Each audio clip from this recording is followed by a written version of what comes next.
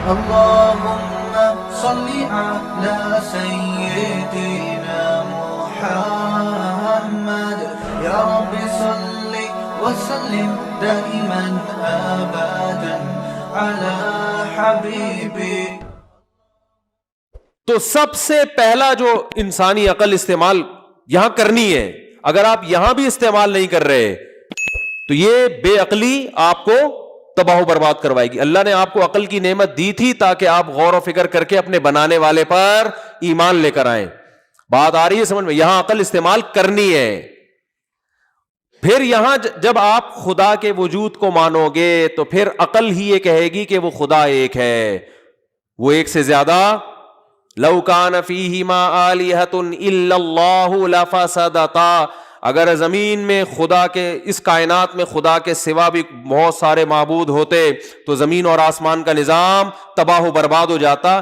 یہ جب تک سسٹم کسی ایک ہاتھ میں نہیں ہوتا اس وقت تک کوئی سسٹم دنیا میں تمیز سے نہیں چلتا.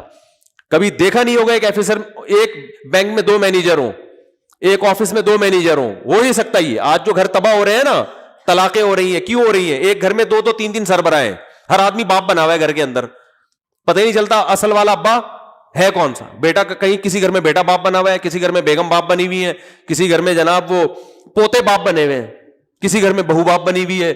تو جو گھر کا جو سچی مچی کا باپ تھا اس کا کسی کو پتا، وہ کہیں کونے میں پڑا ہوا کھانس رہا ہے، وہ اس کو کورونا ہوا ہے.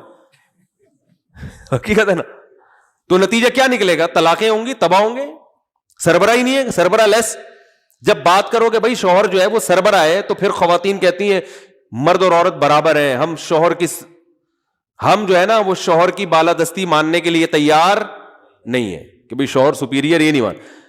او بھائی جان، بہت ساری جگہوں پہ آپ کو بہت سے کو سپیریئر ماننا پڑ رہا ہے. ملک کے وزیر اعظم کو آپ سپیریئر مانتے کہ نہیں مانتے؟ اب اگر آپ کو میں نہیں مانتا کہ میرا عمران خان یا جو ہے نا وزیر اعظم میں نہیں مانتا، تو آپ کے نہ ماننے سے کیا ہوگا؟ آپ کو سب کے ایکول رائٹ ہیں اسلام میں، وزیر اعظم بھی اور بھنگی سب ایک جیسے ہیں. ہو جائے گا یہ. آپ دفتر میں جاتے ہو بولتے میرے کو باس واس نہیں ہے، میں نہیں مانتا، اسلام تو ایکوالٹی کا قائل ہے، سب کو ایک نظر سے دیکھتا ہے، میں نہیں مانتا باس کو. وہ کہیں گے نکل یہاں سے، کمپنی کا بیڑا غرق کروائے گا، تو جا یہاں سے، یا تو امتحان پاس کر کے تو باس بن جا.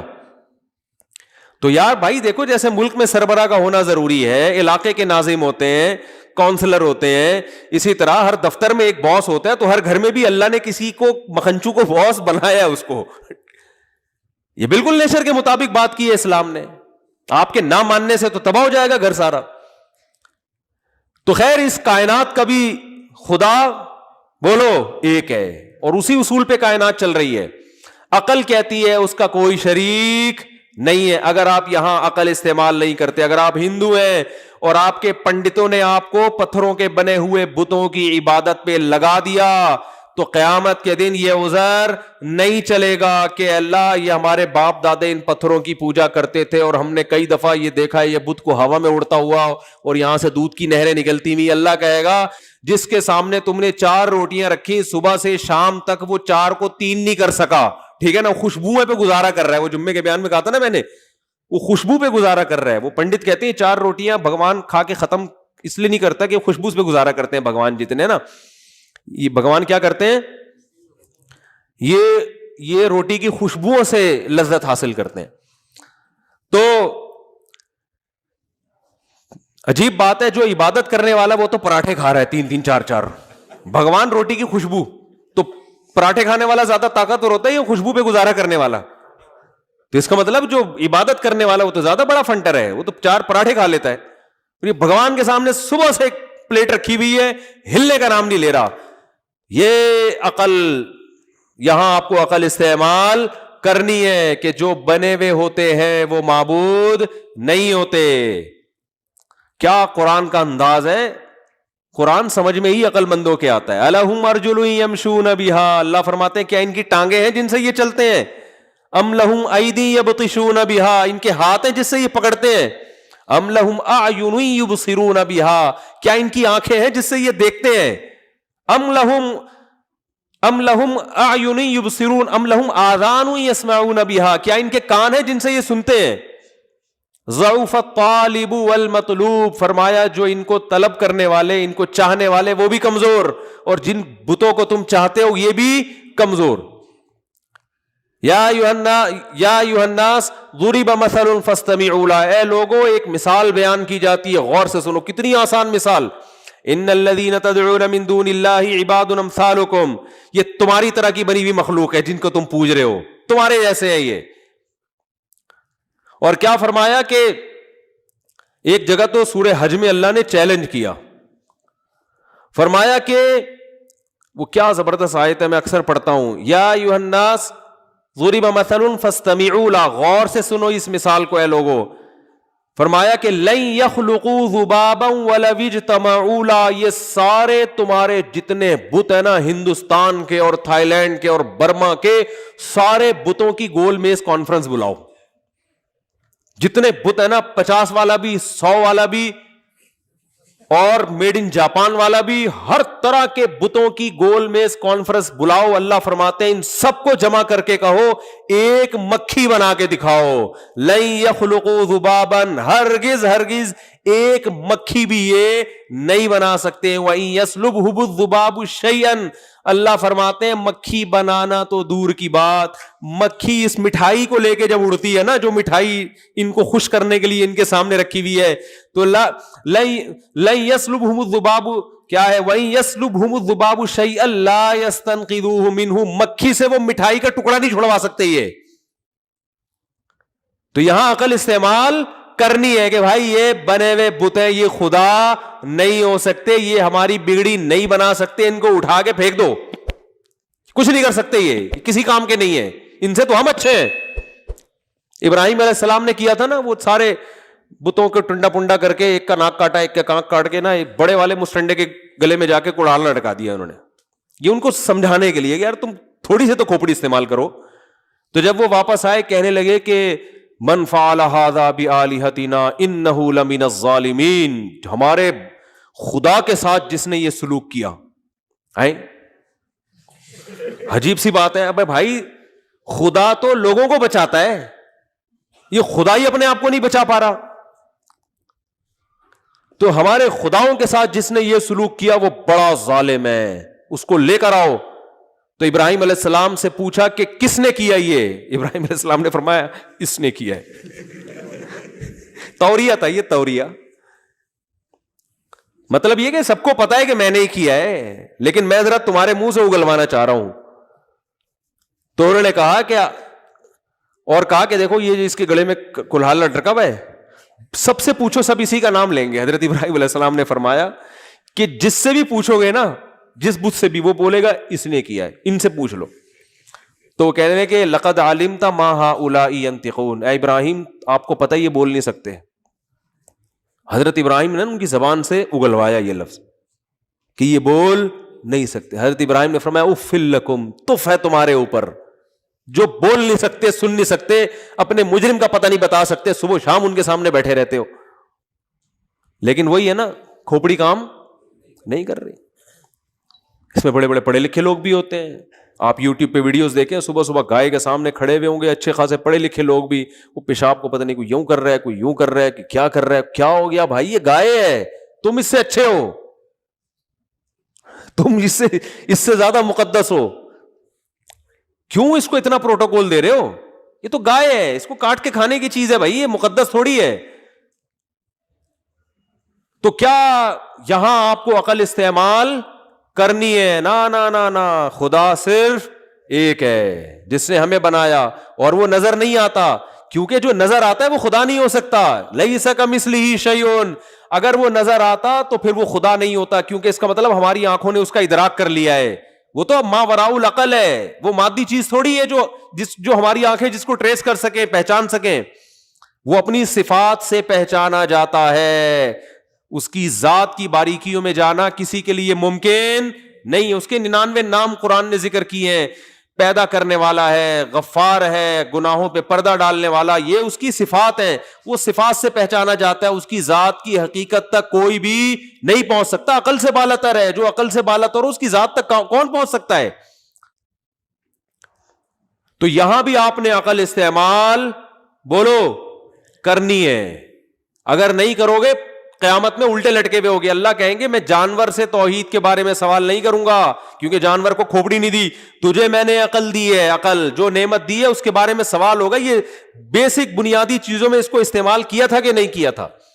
پھر اگلی چیز ہے پیغمبر, کہ اس خدا نے اس کائنات کو بنا کے پیدا کر کے ایسے ہی چھوڑ دیا بس, اب اس کا بندوں سے کوئی لنک ہے ہی نہیں. یہاں بھی آپ نے کھوپڑی استعمال بولو کرنی ہے. یار یہ کیسے ممکن ہے؟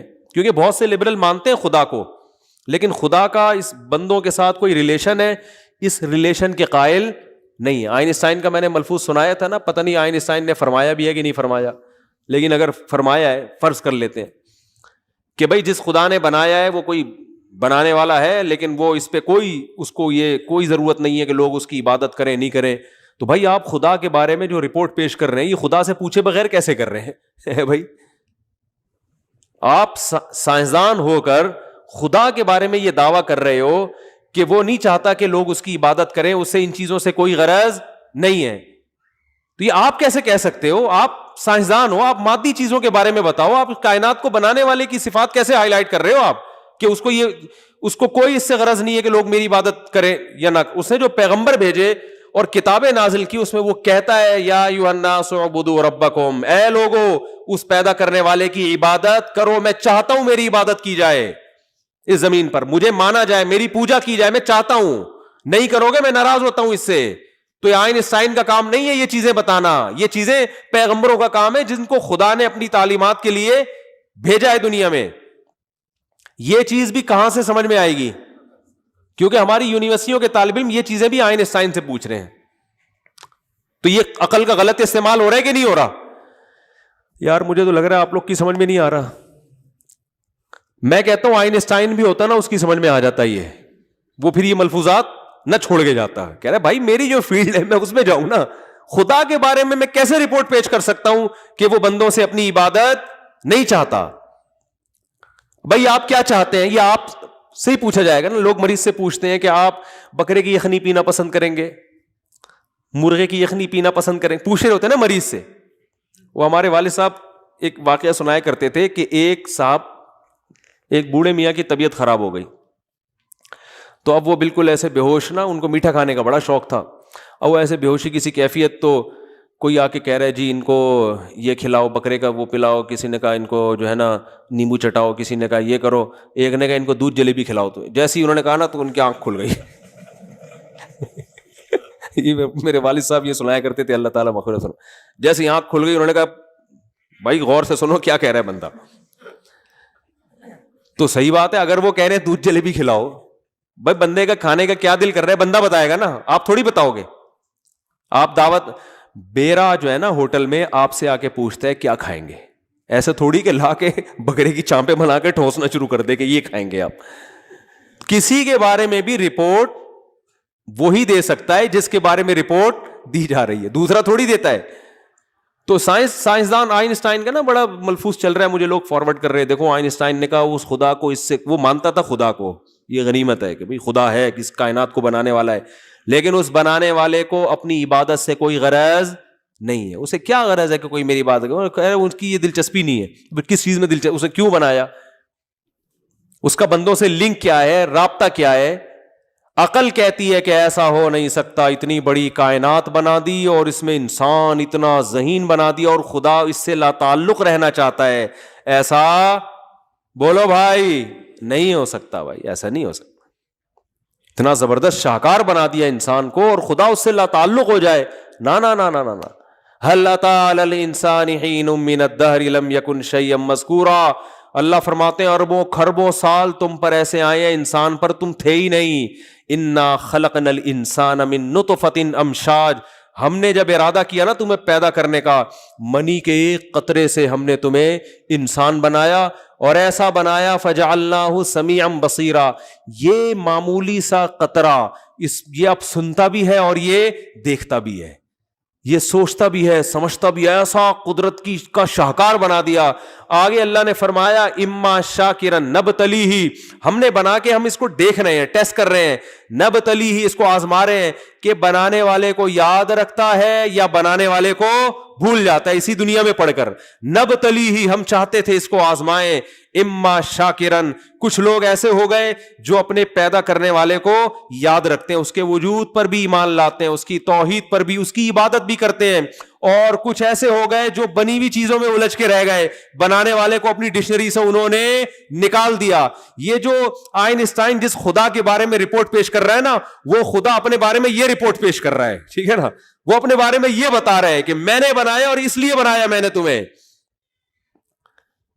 تو ہم آئنسٹائن کی رپورٹوں کو مانیں یا خدا کی رپورٹوں کو مانیں بھائی؟ ہم ان لبرل لوگوں کی باتوں پر ایمان لے کر آئے یا خدا کی باتوں پر ایمان لے کر آئے؟ یہ آئنسٹائن کا جو خدا ہے وہ ہم سے کلام ہی نہیں کر رہا, وہ پتہ نہیں کس خدا پر ایمان رکھتا ہے. جو خدا پیغمبروں کو بھیج رہا ہے, جو آسمانی کتابوں کو نازل کر رہا ہے, ہم اس زندہ اور جاوید اور جاگتے ہوئے خدا پر ایمان رکھتے ہیں. ایسے خدا کو ہم نہیں مانتے جو پیدا کر کے بھول گیا اور اس کا اپنی مخلوق کے ساتھ کوئی رابطہ ہے ہی نہیں. یہ خدا تمہارا خدا ہوگا بھائی, ہمارا نہیں ہے. یہ ساری باتیں آپ کی کھوپڑی آپ کو گائیڈ کرے گی اس میں, بشرطے کہ کھوپڑی کا صحیح استعمال ہو. بہت مشکل ہے یار, کیا ہو گیا, میں اور کیا پولیس بلواؤں سمجھانے کے لیے؟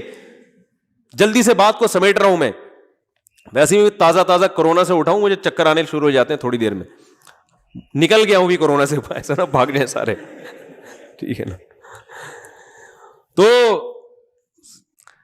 اب دیکھو جلدی سے بات کو سمیٹتا ہوں, یہ موضوع ادھورا نہ رہ جائے نا.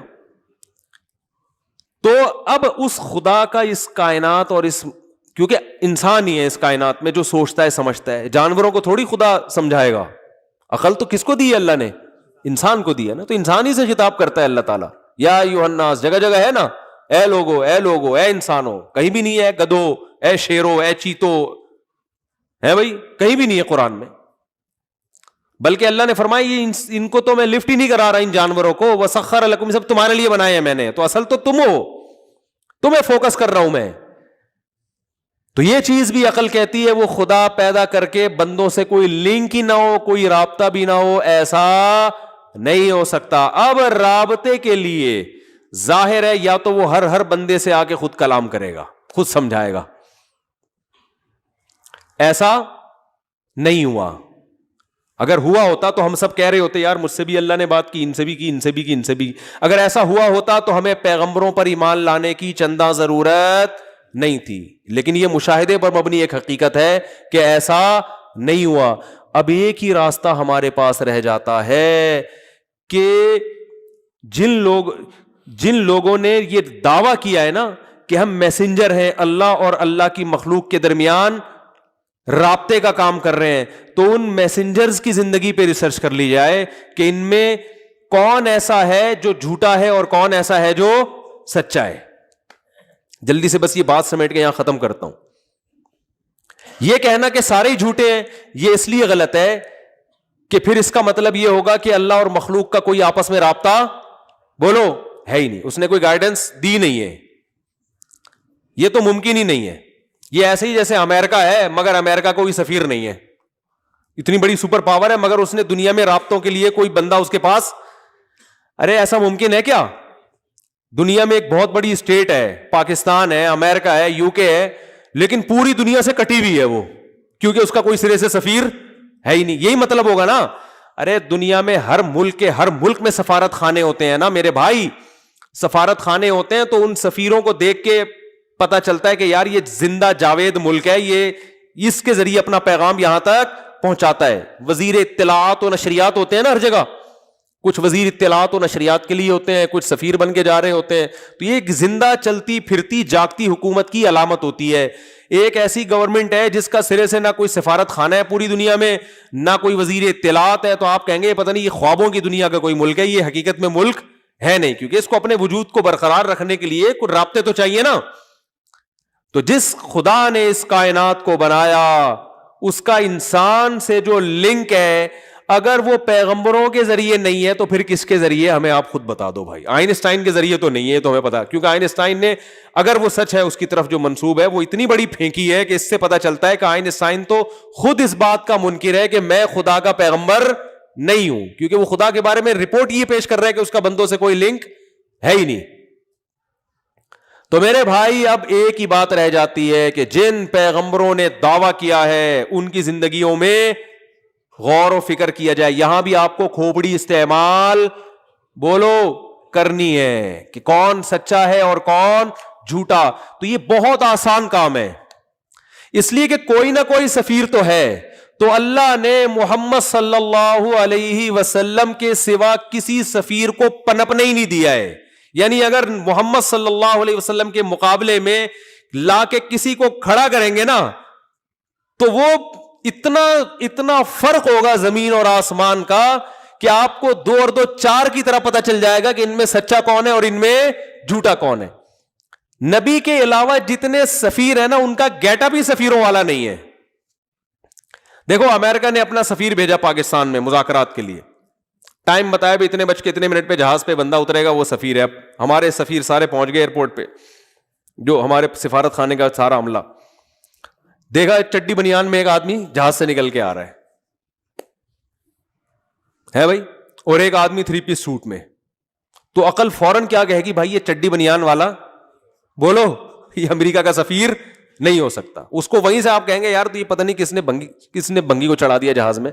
فوراً آپ اب 2 ہی تھے نا, اور جہاز بھی پتا ہے یہی والا جہاز ہے, امریکہ نے بھی کہا بھیجا ہے میں نے اسی جہاز میں بھیجا ہے, تو یقیناً یہ سوٹ بوٹ والا ہوگا. یہ دھوتی بنیان والا, چڈی بنیان کو زیادہ ہو گیا, دھوتی پہ لے آتے ہیں اس کو. امریکہ کہے گا یار اتنا بھی ہمارے بھنگی بھی اتنے گرے ہوئے نہیں ہوتے, امریکہ کا بھنگی ہے نا. تو آپ فوراً کہو گے بھائی یہ جو یہ ہے یہ والا تو ہو ہی نہیں سکتا, اسی کو بھائی اس کے علاوہ نہیں ہو سکتا. تو یاد رکھو جیسے ہر ملک کے سفیر کی کچھ ظاہری علامتیں ہوتی ہیں, پھر آگے اس کی بات چیت سے بھی پتہ چلتا ہے. اس نے آتے ہی فحش گالیاں دینا شروع کر دی ہیں. امریکہ کا سفیر آتے آپ بولو گے یار یہ غلطی ہو گئی ہے, شاید دوسرا جہاز تھا غلطی سے, یہ بندہ نہیں ہو سکتا. ظاہری گیٹ اپ بھی سفیروں والا ہو اور بات چیت کا اسٹائل بھی سفیروں والا, بات چیت بھی خاندانی ہو جو ایک سپر پاور پہ بنتی ہے. ایسا نہ ہو آ کے ٹماٹر کے ریٹ پوچھ رہے آپ سے بیٹھ کے, یار تم امریکہ کے سفیر ہو, تم عراق افغانستان کی بات کرو گے, بھائی افغانستان میں اتنے پٹ چکے ہیں, اب مزید پٹنے سے بچانے کے لیے آپ بتائیے یار کیسے اپنی فوجوں کو نہیں. اس طرح کی امور پر بات کرو. آپ آ کے جناب باتیں کیا کر رہے ہو, بات چیت آپ یہ کر رہے ہو کہ جی وہ یار ٹماٹر کا بھاؤ تاؤ ذرا کرتے ہیں, اب ریٹ اوپر جا رہے ہیں پوری دنیا میں, یونائٹڈ نیشن نے ایک لا پاس کیا ٹماٹر کے ریٹ کو کم کرنے کے لیے. اب بولو گے یار یہ بندہ گیٹ اپ سے تو سفیر لگ رہا ہے, حرکتوں سے سفیر نہیں لگ, پان گٹکے کی بات کر رہا ہے, نسوار کی بات کر رہا ہے. بات چیت سے بھی اندازہ ہو جاتا ہے اور گیٹ اپ سے بھی اندازہ ہو جاتا ہے. اس کائنات میں جن کی تعلیمات زندہ ہے, نبی سے پہلے جو پیغمبر چلے دنیا سے گئے ان کی تو تعلیمات ہی ختم ہو گئی. ان کا تو جو سفیر جو پیغام لے کر آیا ہے نا, اب جیسے 2-3 سفیر دعویٰ کریں آ کے, تینوں کا گیٹ اپ, 3 سفیر آئے جہاز میں, 3 سوٹ بوٹ میں آدمی اترے, بھائی تینوں لگ رہے ہیں امریکہ کے سفیر, اور تینوں کے پاس کارڈ بھی. اب ظاہر ہے سچی مچی کا ایک کے پاس, باقی 2 نے جعلی کارڈ بنوا لیے. آپ کنفیوز ہو گئے نا, سچی مچی کا تو ایک ہی ہوگا نا ان میں. ابے 2-2 3 سفیر کون بھیجتا ہے, یہ بات تو آنی چاہیے نا, ایک ہوگا نا, لیکن 2 کے پاس جعلی کارڈ تھے. اب پہچاننا آپ کے لیے مشکل, یار سچی مچی کا کون سا ہے اور جھوٹی موٹی کا کون سا. ایک کے پاس پیغام ہے, باقی 2 کے پاس پیغام ہے ہی نہیں. تو آپ بولو گے بھائی جس کے پاس میسج ہے وہی ہو سکتا ہے, باقی تو خالی کاغذ لے کر آ گئے. یا خالی کاغذ تو نہیں ہے, کاغذ بھرا ہوا ہے مگر اس میں کیڑے مکوڑے بنے ہوئے, آلو پیاز ٹماٹر کے ریٹ لکھے ہوئے اس میں.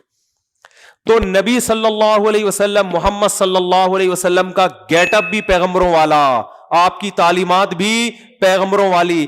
باقی دنیا میں کوئی شخص ایسا ہے ہی نہیں جس کی تعلیمات ابھی آپ کے پاس موجود ہو, جو کہ خدائی تعلیمات ہیں. وہ ہے تو لاؤ نا ہمارے سامنے, کوئی ہے ہی نہیں. اور جو دوسرے باطل مذاہب ہیں ان کی تعلیمات ایسی ہیں کہ وہی سفیر جس نے آلو پیاز ٹماٹر کے ریٹ لکھے ہوئے ہیں یا کیڑے مکوڑے بنائے ہوئے ہیں, وہ پیغمبروں والی باتیں ہے ہی نہیں, خدائی باتیں ہے ہی نہیں. ہندوؤں کے پاس جو دعوے ہیں کہ ہمارے فلاں پیغمبر اور بھگوان نے فلانے کو بھیجا, تو بھائی وہ جو آپ جس کو اپنا مذہبی رہنما مانتے ہو اس کے پاس کوئی کتاب دکھاؤ تو ہندو اپنی کتاب لے کر آئے گا. کیا نام ہے ان کی کتاب کا؟ گیتا. وہ گیتا لے کر آئے گا. گیتا جب آپ پڑھو گے آپ بولو گے یہ خدائی کلام نہیں ہو سکتا, یہ تو سارا گراؤنڈ ریئلٹی کے خلاف ہے, یہ خدائی کلام ہو نہیں سکتا. اور جتنے سکھوں کی آپ کتاب لے کر آؤ گے سامنے، آپ جب اس کو پڑھو گے آپ کی سمجھ میں ہی نہیں آئے گی، فطرت کو اپیل ہی نہیں کرے گی. آپ کہو گے بھائی یہ تو عجیب سے کلام ہے، یہ تو سمجھ میں ہی نہیں آ رہا، یہ کیا رہا ہے. دنیا میں کوئی ایسی کتاب جس کی نسبت خدا کی طرف ہو، صرف قرآن ایسی کتاب ہے جس وقت آپ پڑھنا شروع کرتے ہو اسی وقت سے آسانی سے سمجھ میں بھی آتا ہے اور دلوں میں اترنا بھی شروع ہو جاتا ہے. خدا نے اپنے اس کلام کے علاوہ، اپنے اس سفیر کے علاوہ، محمد صلی اللہ علیہ وسلم کے علاوہ اس کائنات میں کسی کو پنپنے دیا ہی نہیں ہے. باقی سارے اگر جعلی کارڈ بھی لے کے گھومتے رہیں گے نا، اپنی باتوں سے، اپنے تحریروں سے پکڑے جائیں گے. محمد صلی اللہ علیہ وسلم واحد پیغمبر ہے کہ اگر آپ عقل استعمال کرتے ہو، بھائی قانون صرف انہی کے پاس ہے، قانون بھی انہی کے پاس، گیٹ اپ بھی ان کا، اور باتیں بھی ان کی پیغمبروں والی. اس کے علاوہ ان کے علاوہ کوئی شخصیت ہے ہی نہیں. عقل یہ کہتی ہے کہ اگر اللہ کا اپنے بندوں سے رابطہ ہے تو وہ رابطہ محمد صلی اللہ علیہ وسلم کے علاوہ کسی اور کے ذریعے نہیں ہے، صرف انہی کے ذریعے رابطہ ہے، اور ہے نہیں کسی کے پاس. ہے تو بھائی ہم ہندوؤں سے کہتے ہیں لے کر آؤ، آپ گیتا بھری محفل میں پڑھ کے سناؤ، 4 آدمیوں کی سمجھ میں آ جائے ہمارا نام بدل دینا، ہم قرآن پڑھ کے سنائیں گے. الحمدللہ رب العالمین یہاں سے شروع ہو رہا ہے. تمام تعریفیں اس اللہ کے لیے جو تمام جہانوں کا پالنے والا ہے. کیا مزہ آ رہا ہے خدا کی قسم، کیسا صاف ستھرا کلام، ایک ایک لفظ نکھرا ہوا، اور پڑھنے میں جو پروناؤنسیشن ہے وہ بھی بڑی خوبصورت ہے. بادشاہ کا کلام ہے. الرحمن، اب اس کی صفات کو بیان کیا جا رہا ہے، بڑا مہربان ہے. الرحیم، نہایت رحم کرنے والا ہے. مالک یوم الدین، روز جزا کا مالک. ایک دن ڈے آف ججمنٹ آنے والا ہے. ایاک نعبد، پھر ہمیں حکم دیا جا رہا ہے یوں کہو اپنی زبان سے، ہم صرف تیری عبادت کرتے ہیں. وَإِيَّاكَ نَسْتَعِينُ، مدد صرف تجھ سے طلب کرتے ہیں. اہدنا الصراط المستقیم، اے اللہ ہمیں سیدھے راستے پر چلا. بتاؤ کوئی ایسی چیز ہے اس میں جو ایک قوم کے پست ترین اور جاہل ترین آدمی کی بھی سمجھ میں نہ آ رہی ہو؟ بالکل ایک دیہات میں پیدا ہونے والا، جنگل میں پیدا ہونے والا نا، جب وہ بھی آیتیں پڑھے گا، ان کا ترجمہ پڑھے گا، ایک ایک حرف نکھرا ہوا اس کی سمجھ میں آ رہا ہو. الحم سے لے کے والناس تک پورا قرآن ایسا ہے، پورا قرآن. تو بھائی اس کے علاوہ کسی کے پاس کوئی کتاب بولو ہے ہی نہیں. آپ بائبل کو دیکھ لو، نہیں سمجھ میں آئے گی آپ کے. آپ آج کی تورات اور آج کی انجیل کو دیکھ لو جو تحریف ہو چکی ہے، نہیں سمجھ میں آئے گی. آپ بہت سی چیزیں ایسی غیر اخلاقی ہیں کہ آپ کہو گے کہ یہ خدا کا کلام نہیں ہو سکتا. ایسی غیر اخلاقی چیزیں. قرآن جہاں سے پڑھو ہر چیز ایک ایک مثال بہترین ہے. ابھی جو میں نے قرآن کی مثال پڑھی، یا ایھا الناس ضرب مثل، اے لوگوں ایک مثال بیان کر رہے ہیں، غور سے سنو. ان الذین تدعون من دون اللہ، تم اللہ کو چھوڑ کر جن کی عبادت کرتے ہو، عباد امثالکم، تمہارے جیسے بندے ہیں، وہ تمہارے جیسے عاجز ہیں. 2 اور 2 4 کی طرح بات واضح ہے یا نہیں ہے؟ بولو نا یار، مثالیں کتنی واضح ہیں قرآن کی. اللہ نور السماوات والارض مثل نورہ کمشکات فیہا مصباح، المصباح فی زجاجہ، الزجاجۃ کأنہا کوکب دری یوقد من شجرۃ مبارکۃ زیتونۃ لا شرقیۃ ولا غربیہ یکاد زیتھا یضیء ولو لم تمسسہ نار نور علی نور. کیا خاندانی مثال ہے خدا کی قسم، کہ اللہ نے اپنی مثال دی ہے کہ اسلام اور یہ قرآن کی مثال کیسی پیاری، کہ اندھیروں کے اندر، اس زمانے میں تو لائٹیں نہیں تھی نا، چراغ اگر اندھیروں میں جلا دیا جائے کیسی روشنی ہو جاتی ہے. تو اللہ فرماتے ہیں کہ یہ قرآن اور اللہ کی ذات اور پیغمبر صلی اللہ علیہ وسلم، ان کی مثال دی جا رہی ہے کہ ایک کافر جس کو سیدھا راستہ نہیں مل رہا، جب وہ قرآن پڑھے گا تو اس کو ایسے ہدایت ملے گی جیسے اندھیروں کے اندر کوئی چراغ کوئی رکھ کے چلا جائے، اور پھر عام چراغ نہیں. مثل نورہ کمشکات فیہا مصباح، ایک طاقچے کے اندر چراغ. طاقچے میں جو چراغ ہوتا ہے وہ ہواؤں کے جھونکوں سے بچا رہتا ہے، اس کی لائٹ پورے طریقے سے جس طرف جا رہی ہے نا، پوری روشنی وہاں پھیلاتی. المصباح فی زجاجہ، اور وہ چراغ شیشے کے مرتبان میں ہے، اور زیادہ روشنی ہو رہی ہے. الزجاجۃ کأنہا کوکب دری، اور شیشہ بھی ایسا گویا چمکتا ہوا موتی ہو، اور اس کی لائٹنگ کو کیا کر رہا ہے، بھائی اس زمانے میں جب یہ مثال نازل ہو رہی ہے تو اس سے بہتر مثال ہو نہیں سکتی تھی. کوكب دری یوقد من شجرۃ مبارکہ, اور فرمایا اس چراغ کو جو جلایا گیا ہے عام تیل سے نہیں, ایک مبارک درخت سے, زیتونۃ, جس کا نام کیا ہے, زیتون. زیتون کے تیل کا جو چراغ ہوتا ہے نا, ایک تو اس کی روشنی بڑی شفاف, اس روشنی میں بدبو نہیں ہوتی, دھواں نہیں ہوتا. یعنی ہدایت کی جو روشنی ہے نا, غیر مسلم کو اللہ سمجھا رہے ہیں کہ آؤ اس قرآن کی طرف, تمہیں اتنی شفاف اور ایسی پیاری روشنی نظر آئے گی جیسے زیتون کے تیل سے جلتے ہوئے چراغ کی روشنی میں خوشبو ہوتی ہے, بدبو نہیں ہوتی, اور روشنی الگ اور اس کی خوشبو الگ. كأنها كوكب دري يوقد من شجرة مباركة زيتونة لا شرقية ولا غربية.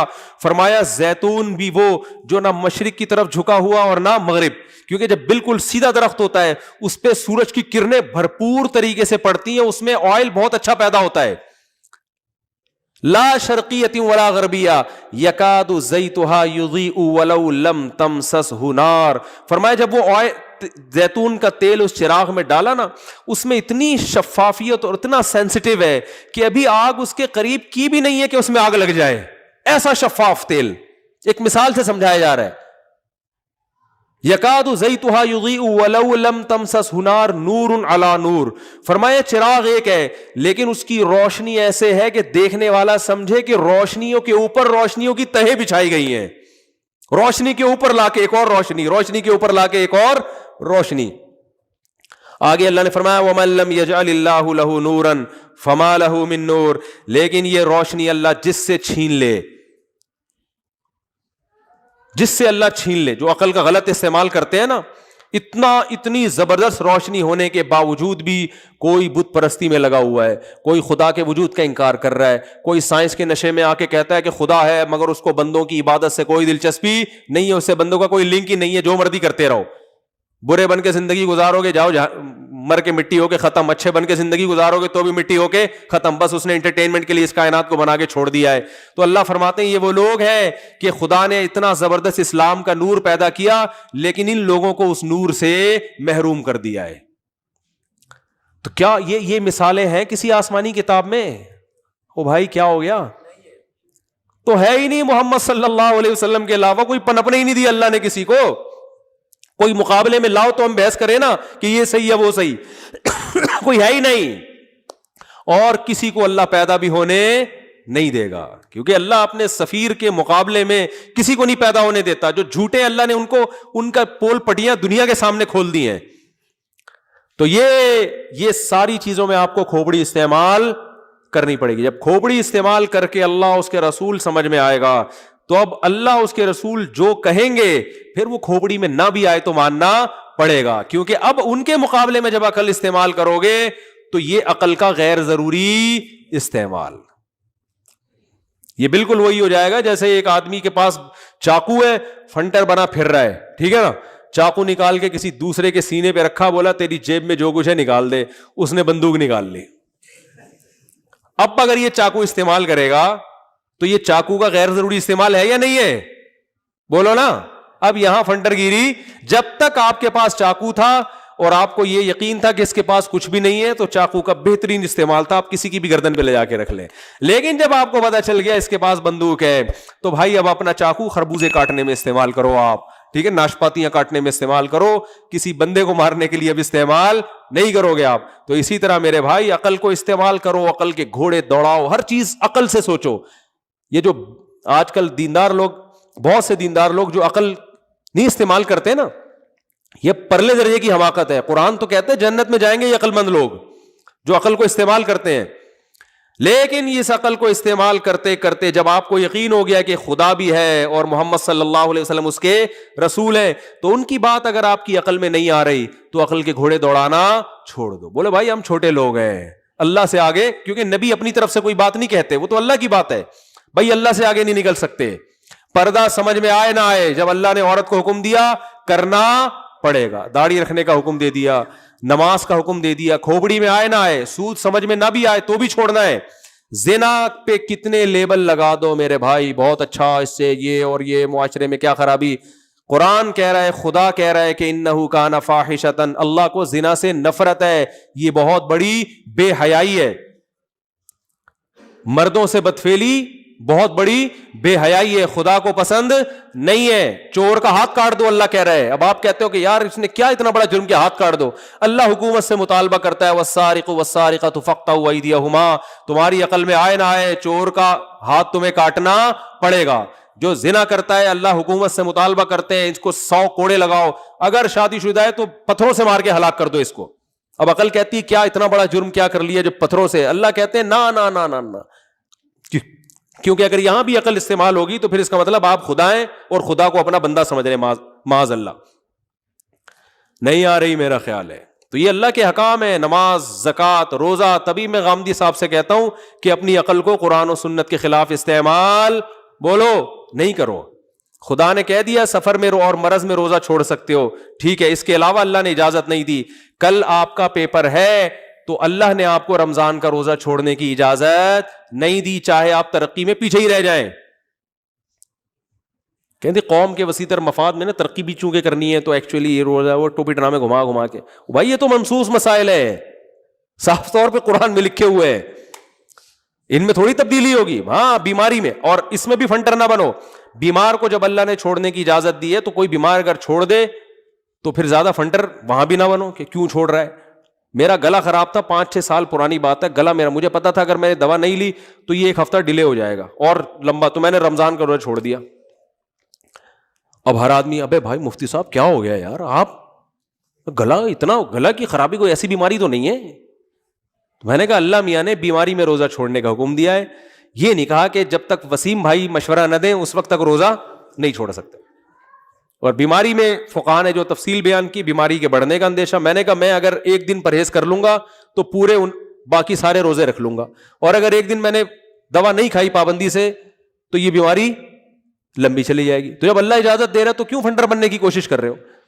جب اللہ نے کہا وضو نہیں کر سکتے تیمم کر کے نماز پڑھو تو پڑھ لو تیمم کر کے نماز. آپ کہہ رہے ہیں یار یہ تیمم میں تو وہ مزہ ہی نہیں آ رہا یار, وہ تو عجیب سا. ایک صاحب ایسے بھی فنٹر بنے ہوئے تھے, یار تیمم تو مٹی سے ہو رہے ہیں تو مزہ ہی نہیں آ رہا. او بھائی اللہ نے بول دیا کر لو یار.